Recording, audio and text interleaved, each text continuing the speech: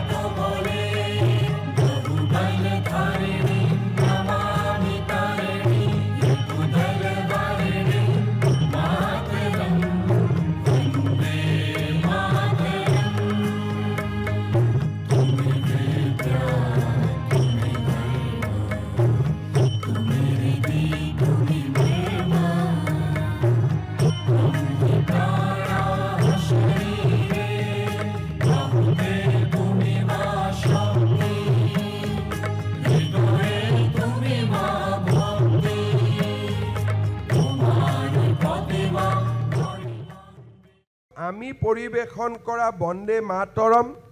ই হৈছে বন্দে মাতৰম গীতটিৰ মাত্ৰ প্ৰথম অধ্যায় বা ফাৰ্ষ্ট পেৰাগ্ৰাফ বন্দে মাতৰম গীতটি 5টা পেৰাগ্ৰাফত লিখা হৈছিল আৰু বিভিন্ন কাৰণত আমাৰ প্ৰজন্মটো মাত্ৰ এটা অধ্যায়ৰ সৈতেহে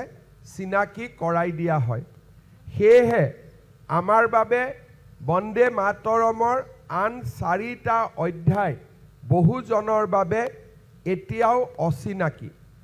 প্ৰধানমন্ত্ৰী নৰেন্দ্ৰ মোদী ডাঙৰীয়াই ৰাষ্ট্ৰক এইবাৰ বন্দে মাতৰমৰ সম্পূৰ্ণ গীতটি পৰিৱেশন কৰিবলৈ মনত ৰাখিবলৈ আৰু ইয়াক নতুন প্ৰজন্মৰ মাজত বিয়পাই দিবলৈ আহ্বান জনাইছে সেয়েহে আজিৰ দিনটোত আমি বন্দে মাতৰমৰ আংশিক